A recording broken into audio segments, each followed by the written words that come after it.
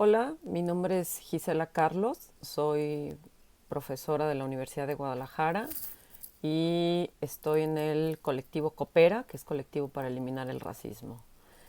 Este video es para hablar sobre posicionamientos antirracistas, identidades eh, y, y sí, sobre identidades mestizas concretamente. Me explico.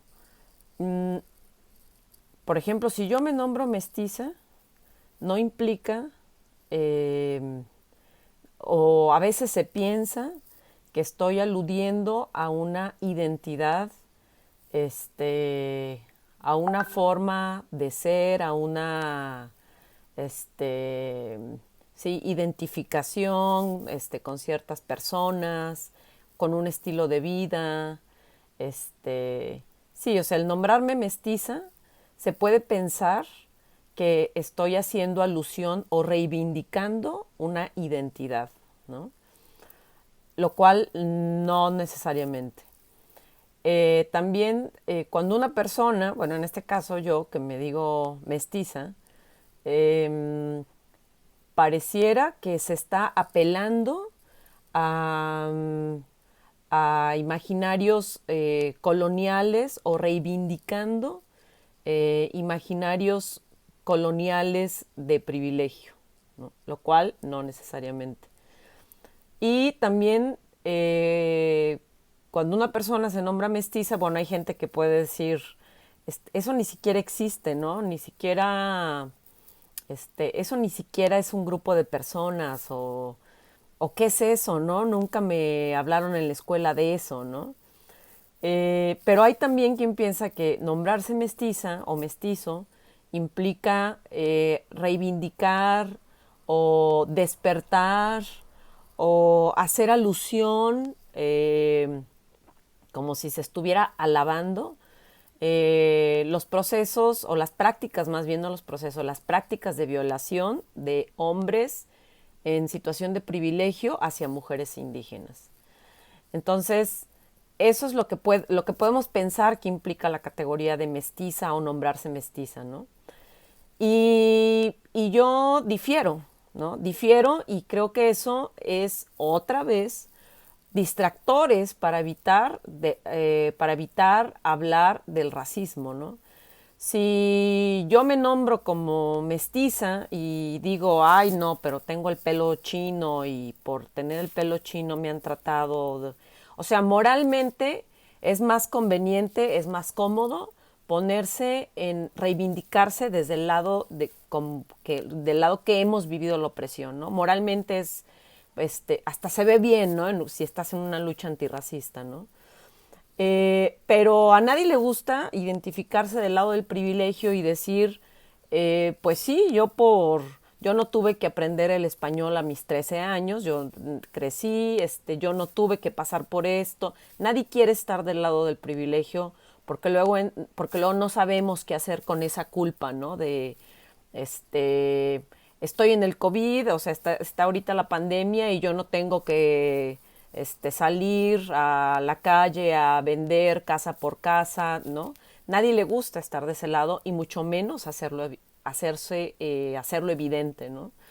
Entonces, eso es por un lado. Por otra parte, eh, el reivindicar una identidad mestiza, indígena, negra, afrodescendiente, afromexicana, afrolatina, cimarrona, no necesariamente nos da un pase automático a una lucha antirracista, ¿sí?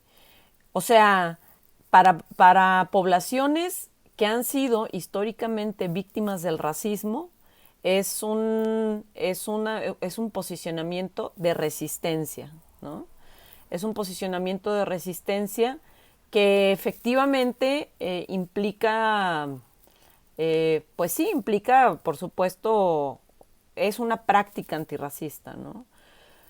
Pero no lo es todo, pues, o sea, es, es como los procesos que le llaman empoderamiento, no necesariamente son un paso hacia la lucha antirracista. Pensemos en pensemos en personas indígenas que han estado trabajando de la mano del Estado mexicano, ¿no? Decía en el video anterior que el Estado mexicano tiene una larga tradición de cooptación, ¿no? De personas indígenas hacia el proyecto de mestizaje, ¿no? Hacia un proyecto político, pero también un proyecto racial.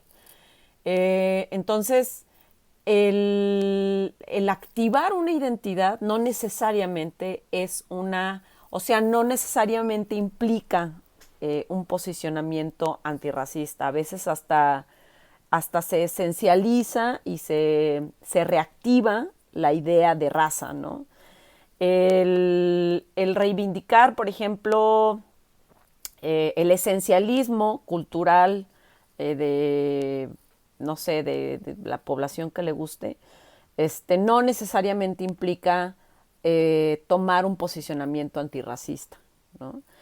Y en el caso del mestizaje, o bueno, más bien en el caso de nombrarme mestiza, no lo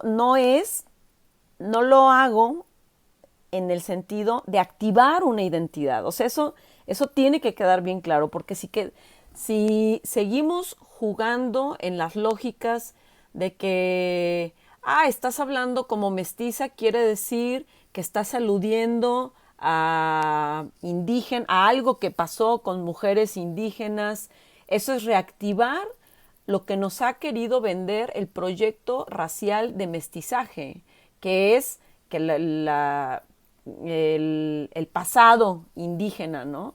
Y el borramiento o lo omnipresente de lo negro, ¿no? Entonces, no es así, pues, ¿no?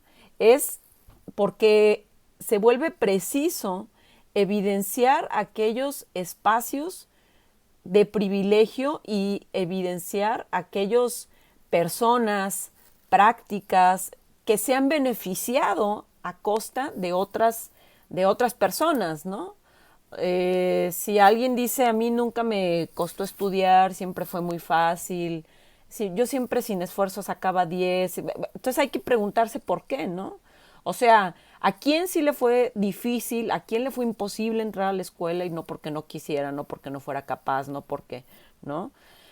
Y en ese sentido quisiera como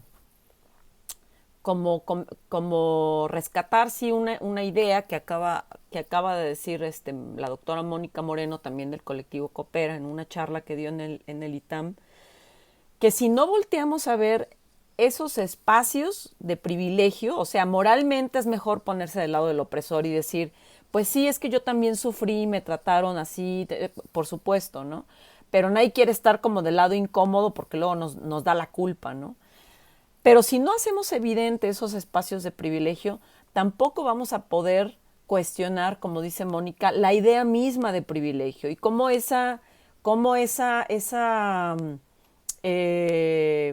esa posición en los que han sido, por ejemplo, puestos las personas blancas, no necesariamente ha sido un espacio de privilegio, ¿no?